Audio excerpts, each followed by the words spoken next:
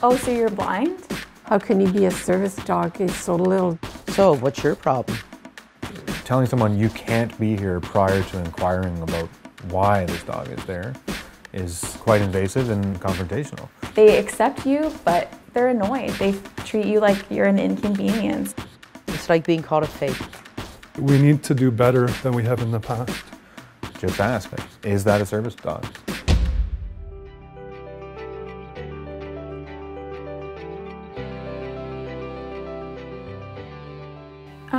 They should approach me with respect and by keeping their distance, because I find a lot of people, when they approach us, they like get down and kind of like inspect Poppy and touch her. But that's really not the thing to do. Is just to come up to me and be like, hey, I was wondering if I could see your documentation. Because that's a completely fair question to ask, and it should be asked because there are service dogs. Well, dogs and service dog vests who are posing as service dogs. I would like them to be speaking to me. I would like them to be ignoring Poppy because she is working for me and she's not a pet.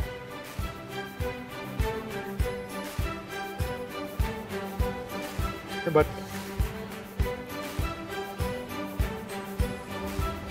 Excuse me, sir. I don't know if you noticed, but a gentleman's just walked in with a dog. I didn't think animals were allowed in here. Well, they are if they're traveling, but I don't think that's a pet. Just give me 1 second. Excuse me, sir. Are you training this dog? No, this is actually my dog. Okay, do you have some identification for your dog? I do. Thank you. Thank you very much. All right, that all checks out. All right, thank you very much. Have a good day. You too, thank you. So that's actually a service animal. You can tell by the harness, and they had all the right identification, but thank you very much for checking. Fabulous, thank you. Have a good one.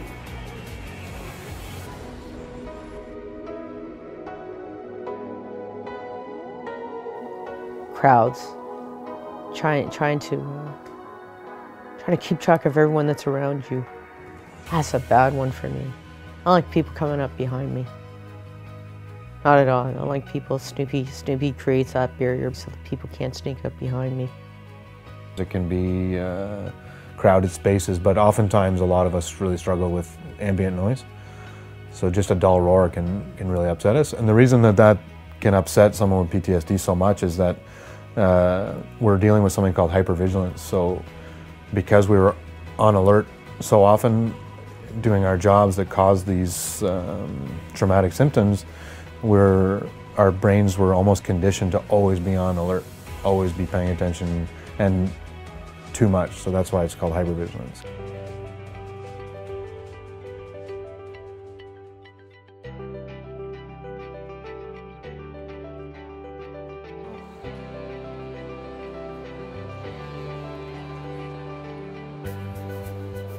Sit down, please. Here's your ticket. Have a great flight. Thank you. I can take the next in line. Come on, bud. Let's go. Come on. There you go. Come on. There are periods where I'm going to be stressed out because there's a lot of movement, a lot of people coming and going and brushing past me. They're moving quickly. It's very loud because of the announcements and what have you. And she knows that I'm going to get nervous in that environment, so she'll stay close like she is right now. If I'm more agitated, she might jump up with her paws on my lap and start nuzzling me around the neck. I've actually had her in the past, in her current size, jump up into my arms to protect me. She's basically giving me a hug and keeping me safe, or in her mind she is. That big of a response is usually going to be something, again, really loud or a whole bunch of different stimuli all at once. Hello, where are you traveling to today? Going to Ottawa. May I take your identification, please? Yeah. Driver's license, passport. Oh, thank you. And will your dog be traveling with you today? Could you help me? This is my first time checking in a passenger with a service dog. Absolutely. So first step, you want to authenticate the animal by asking for ID. Feel free to ask additional questions if you're uncertain about the documentation or concerned about the animal's behavior. So let's say the dog is agitated. Yeah, so you just clarify with the owner, make sure that was normal, and then carry on. In booking a flight, a service animal handler should identify that they do have a service dog that will be traveling with them. The airlines then will tell the person, under most of the policies of airlines, that they have to go through their medical desk. The way that the airlines work, you should not have a problem when you go to the check-in counter. Do you have your dog's identification papers? I do, yeah. Thank you. And are you going to be checking in a bag today? Yeah, I just have the one bag. So I got an email last night saying that my seat selection had changed. I was initially at the back of the aircraft, but now they've moved me to the front. Is it possible to get moved to the back? Let me check that for you. It looks like we do have some space available at the back, so I can make that change. Thank you. And there we are. Here's your ticket. Have a great flight. Bye. Next in line, please. Okay, thank you. Hi, where are you traveling to? In a situation where, as a service provider, if you're concerned about whether this dog is allowed in this establishment, I would ask that you try not to approach me with a standoffish tone. Telling someone you can't be here prior to inquiring about why this dog is there is quite invasive and confrontational. So if you need to ask me about why he's here, and I'm okay with you asking why he's here, but if you need to do it, just ask, is that a service dog? Yes. And if you need to go further than that, can I see paperwork to substantiate, do you have identification to substantiate him being a service dog? That's fine. I have no problem with that. And legally, as an establishment, you're allowed to ask those questions. But the confrontational stuff is very hard for, especially first responders and military personnel.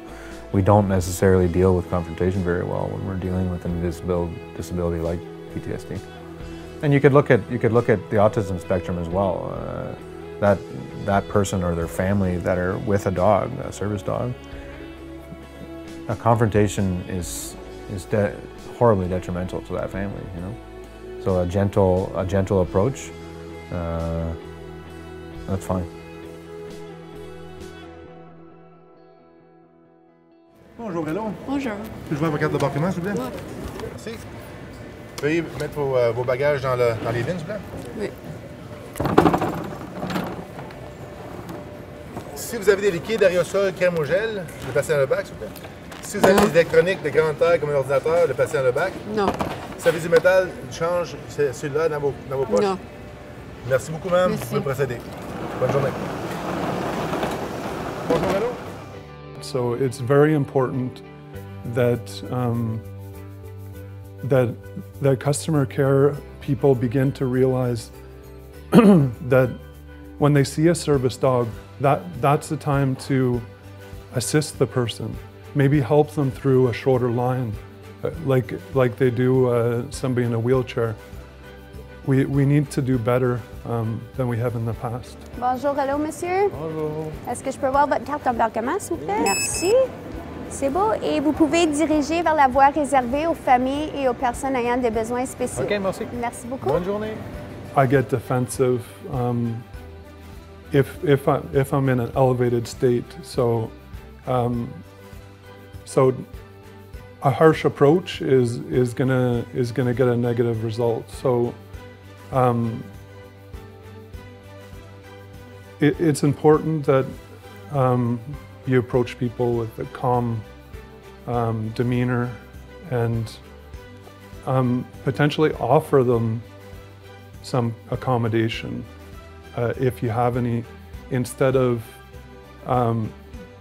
saying, come with me this way, saying to somebody, would you like to come through this side entrance to enter instead of being in this crowded area. And of course, if they ask me about Blaze, about her being a service dog, I have no problem showing them my ID. But I never really have issues being that she is wearing a very professional vest and it's quite obvious that she's identified as a service dog. Bonjour, hello. Hello. So you have a few options for your screening today, sir. You can either come on through the walk-through metal detector with your service animal, or if you prefer, you can bypass on the side. I can give you a quick scan with a handheld metal detector or a physical search, and your service animal will be subject to screening as well. Would it be possible to just have him sit down, leave him here, walk through, and then give him a follow? Sounds good. Okay, perfect. Sit down, please, man. Sit down, please. That's a good boy. Yeah. Okay, you stay. You stay. So come on through, sir. Okay. You can call your animal too. Excellent.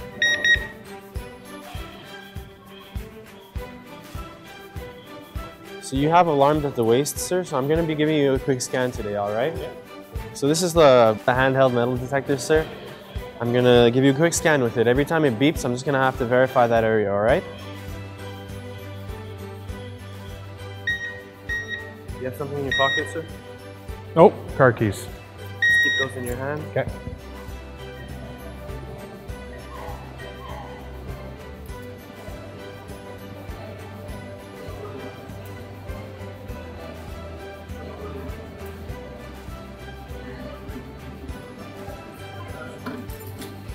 Just your palms.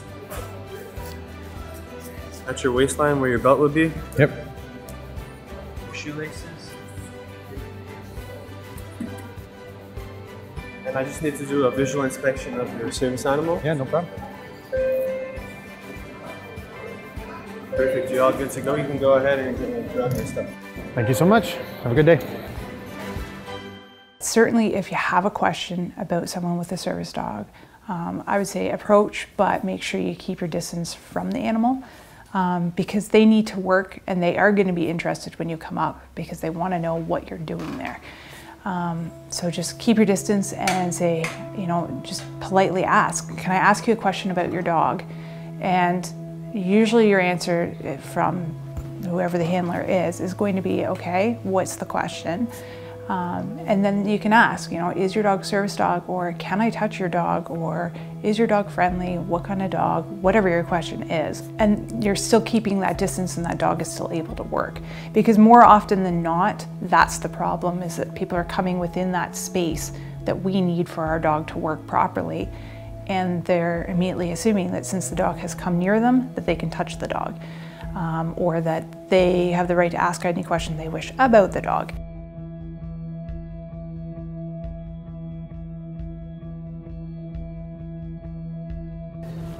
Good morning. Are you flying with Navigator Air today? I am, yeah. We're going to be pre-boarding in just a few moments, and I was wondering if you wanted to pre-board with your service dog. That'd be great, yeah. Please. Okay, good. That's fantastic. If I could have your boarding pass, please. Yeah. There you go. Thank you. That is a beautiful dog. Well, thanks. Is it okay to pet him? Unfortunately, no. So Ben, being my service dog, he's, you can see he's leaning on me right now. He's also listening and looking for cues from me. So if you were to touch him, you'd be distracting him from essentially doing his job. So unfortunately, it's a no, but I really do appreciate you asking. Thank you for explaining that. We're going to be boarding in just a few moments, and we'll let you know when we're ready for you. Okay. There you go. Okay. Good morning, everyone. Navigator Air Flight 637 is now ready for pre-boarding. Passengers with young children or those requiring assistance are asked to make their way to gate 14 now. Thank you. Hi. Boarding pass and ID. Thank you very much. Thank you. Have a wonderful flight. Thank you. Hi there. How are you? I'm good. Thank you. How are you? By law, under the Canadian Transportation Agency, the airlines must provide suitable space for a service animal traveling with a person with a disability. Surprisingly, I've had many positive encounters with Ben, and I think that speaks to his level of training, just the way he acts, the way he conducts himself. I don't think folks are used to seeing such a large animal behave the way he does.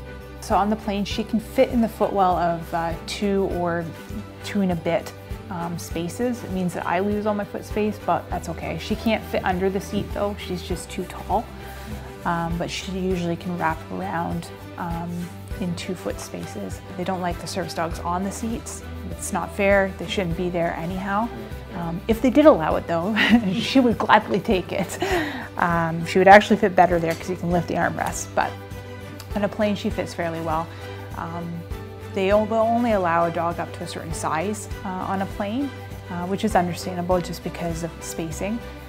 We're also not allowed in the emergency seats because she becomes a tripping hazard.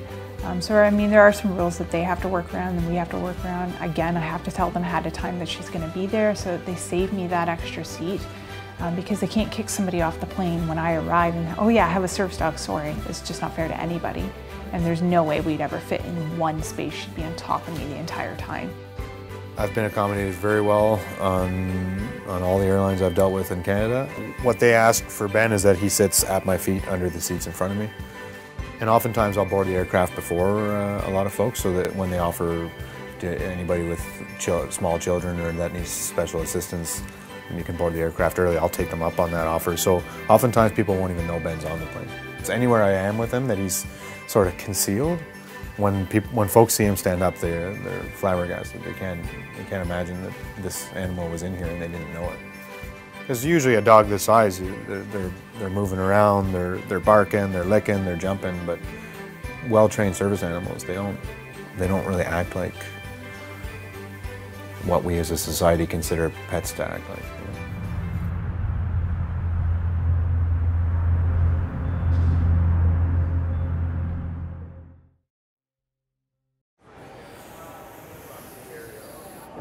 Okay, I know. You know when I'm stressed, don't you? Hmm?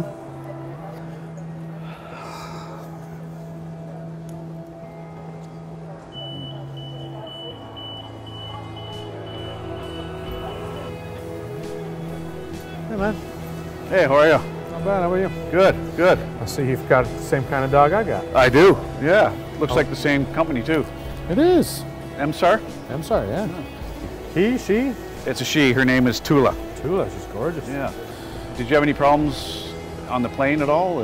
Fortunately, we got away scot-free. Everything was good. Yeah. He's pretty big, but they accommodated him. They gave me a seat for free, and he sits at my feet. He has no issue with flying. That's great. How about Tula? No, we haven't any problems. You know, for the most part, they're used to seeing us come through. So. Yeah. Oh, I think that's my bag. Is that yours? Yeah, that's mine too. Yeah. Good eye, man. Okay, Tula, sit. There we go.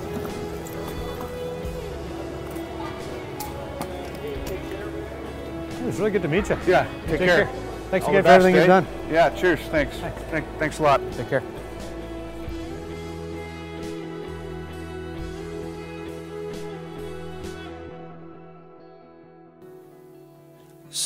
Sometimes the right person is standing right in front of you.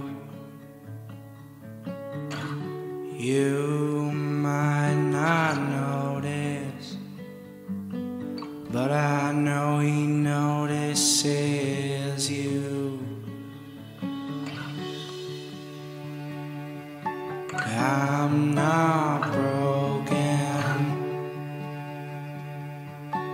I'm just hoping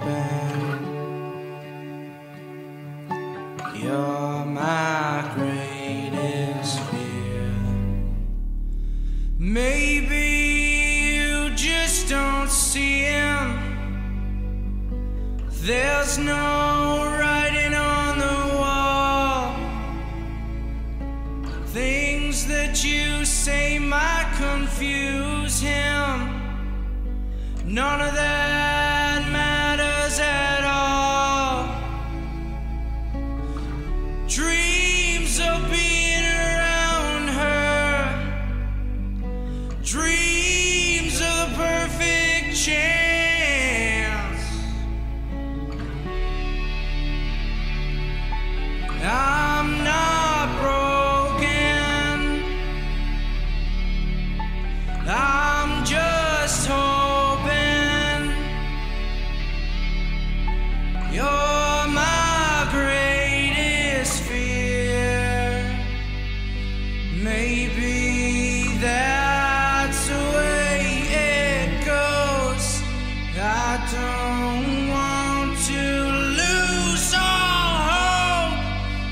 Sometimes I just need control. Maybe that's the way it goes.